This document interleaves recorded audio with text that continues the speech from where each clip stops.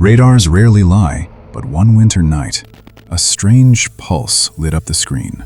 A rhythmic signal coming from a mountain where nothing lives, nothing breathes, nothing should move at all. History says a European fort once stood here in the 17th century, but the ground disagrees.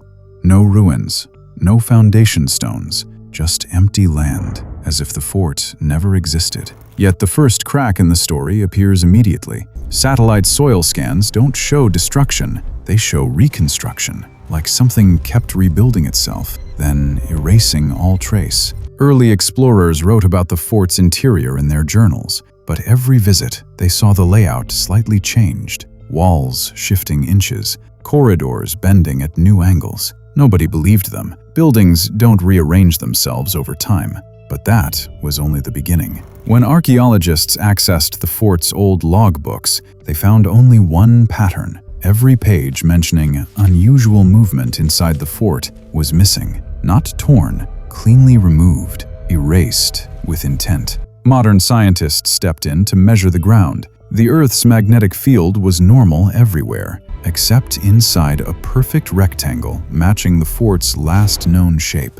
There, it spiked to 4.8 times higher, like a magnetic echo refusing to fade. Then came the soil anomaly. Carbon dating revealed two impossible layers: upper soil from 1780, lower soil from 1740, but the fort was built in 1700. Time wasn't flowing downward, it was folding. And then, the first human witness appeared. A French trader in 1712 wrote that during a night patrol, he saw a wall that looked like it was breathing. The flame from his torch bent strangely, casting a shadow that changed shape on its own. Decades later, a British captain insisted that the south gate had shifted 1 foot to the left when he returned from patrol. People laughed. Memory plays tricks, but his earlier map matched his memory exactly. The gate had moved. In the 1800s, a geological survey vanished, but fragments of the report resurfaced years later. Footprints found in soft clay, ending mid-stride, as if the person simply vanished. Heat pockets, one warm, one freezing cold, 5 meters apart, and a wall fragment with burn marks on the inside of the stone. Heat doesn't come from within stone, unless something inside generated it. The footsteps raised a darker question. The soil compression matched a human walk, but the track ended abruptly, not disappearing, interrupted, like the path itself bent away. Nearby indigenous tribes had stories too.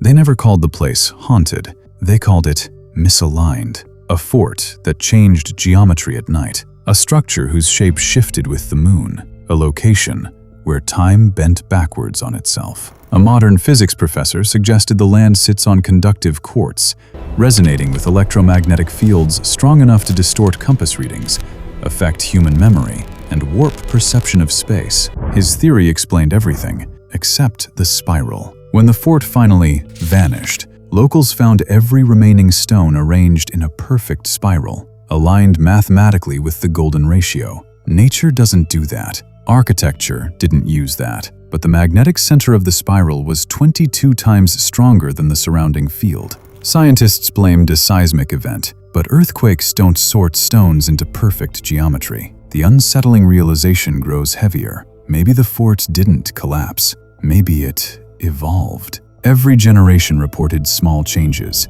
shifting walls, rotating angles, mutating layouts, as if the structure followed a pattern, a cycle unfolding across centuries, until, one day, it reached its final form, a spiral, and once complete, it simply left. Because structures don't self-organize, they don't breathe, they don't complete patterns, unless they're not just structures. Maybe the fort didn't vanish, maybe it returned to wherever its design began. And if a building can behave intelligently, how many structures in history have we misunderstood? Was this a scientific glitch, a geological phenomenon, or something older and more deliberate?